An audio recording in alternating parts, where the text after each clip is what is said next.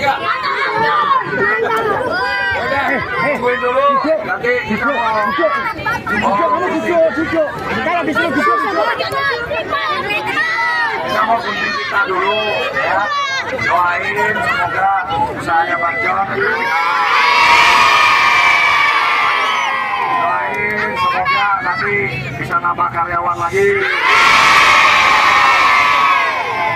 Doain ntar di sini semua jadi pengusaha.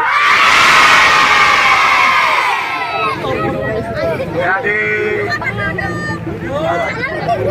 ya, cukup ya. Bang John buka apa mau potong kita dulu. Semua doain Bismillah John LBF Coffee Shop sukses.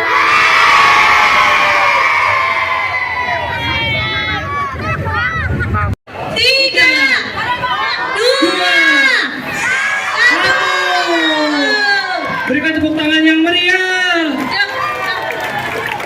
Dari ulang ya. 3. Bareng-bareng. Ayo. Di posisi.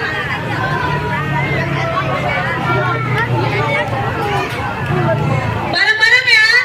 3, 2, 1. Bismillahirrahmanirrahim.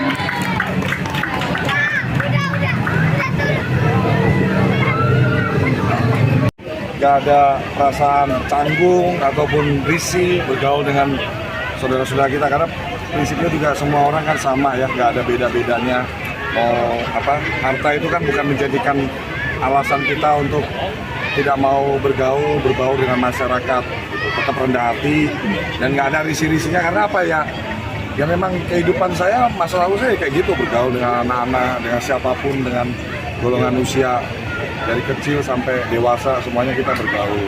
Untuk artis-artis sendiri siapa yang datang Bang John? Tadi sih info ada katanya Ali Syakib mau datang, terus Po Alpa kalau jadi mau datang juga, lagi OTW. Vicky Prasetyo juga kan setengah 4 kita kan acaranya mulainya.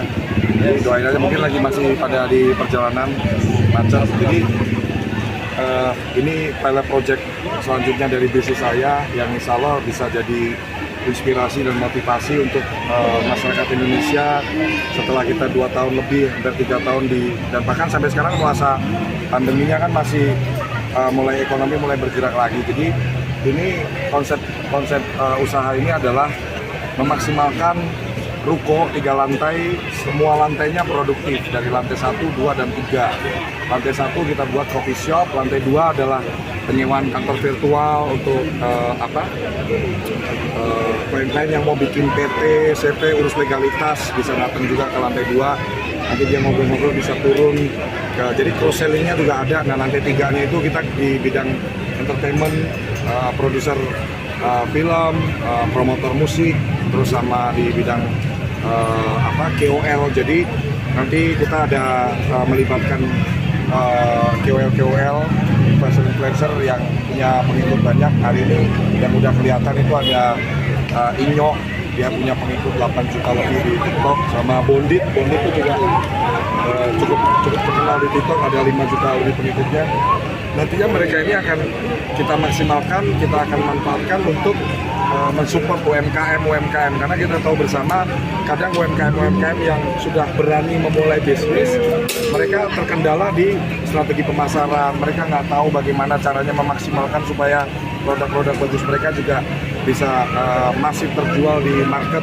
Nah makanya kan kadang orang juga mau gandeng influencer, takut harganya mahal, apa segala macam. Jadi konsep John Tainment sendiri adalah salah satunya bidang usahanya adalah itu. Jadi kita yang siapkan, kita yang fasilitasi, dan kita jemput bola juga untuk dengan sistem affiliate ya. Dengan sistem affiliate, si UMKM ini kita bantu untuk produknya itu kita jual secara masif di online. Kita tahu bersama hari ini kayak platform-platform kayak Shopee dan lain-lain kalah dengan yang namanya TikTok Shop. Jadi number one sekarang TikTok Shop. Jadi dengan celah yang ada di era sekarang ini, saya buat aktif juga sebagai influencer, melihat peluang ini untuk bagaimana mensejahterakan dan bisa mensupport UMKM Indonesia ini segera naik kelas dengan dia punya produk yang bagus yang terjual secara masif di melalui online. Bang, jadi bikin media, Bang?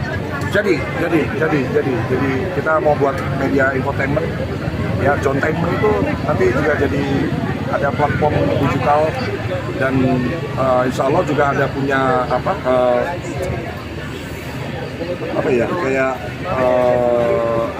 acara sendiri untuk kayak di TV ya, kayak di selebritas. Jadi media infotainment, Bang, ya? Media infotainment. Bang, apakah kopi hitam itu favorit Bang John apa seperti apa, Bang?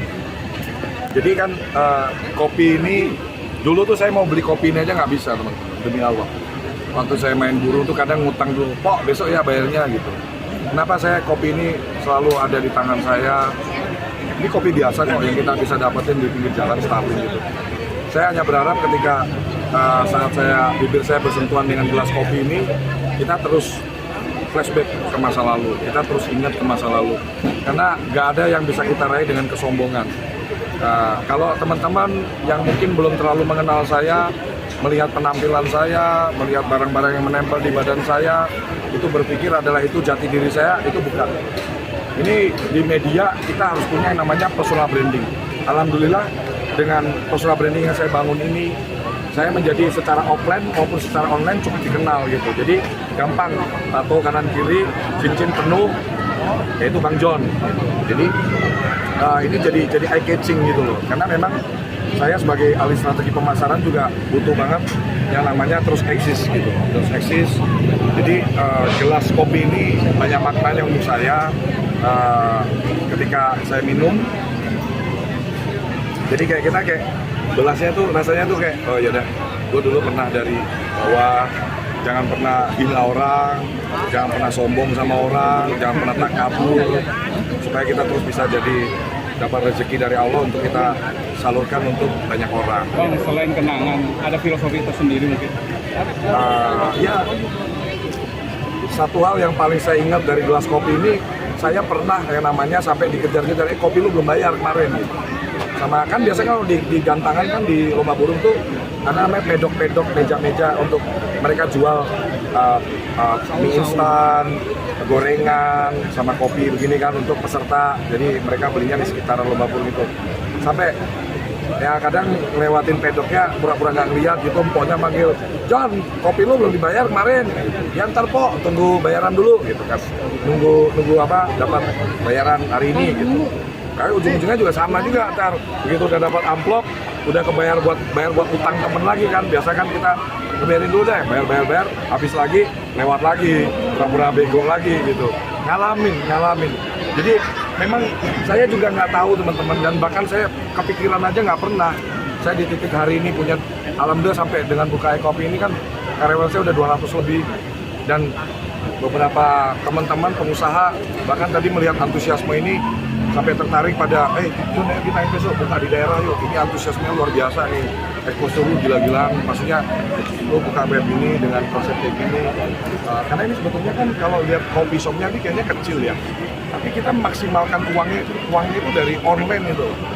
Bahkan kalau boleh teman-teman tahu, ini kita belum launching aja, udah ada hampir 100 klien di lantai 2 itu yang sewa virtual office, itu animonya cukup luar biasa gitu kan. Ini ekonomi udah mulai bangkit lagi gitu. Jadi insya Allah doain aja teman-teman Johntainment, Johntainment Coffee Shop ini bisa punya outlet banyak. Nanti kita buka di setiap daerah, kita buat kemitraan atau supaya orang bisa buka lapangan kerja di situ. Apa yang beda dari kopi shop ini, Bang? Dengan kopi Ya, selera kopi Nusantara di sini ada. Jadi kita justru memang melibatkan UMKM kopi di seluruh tanah air. Jadi kopi-kopi daerah, kopi-kopi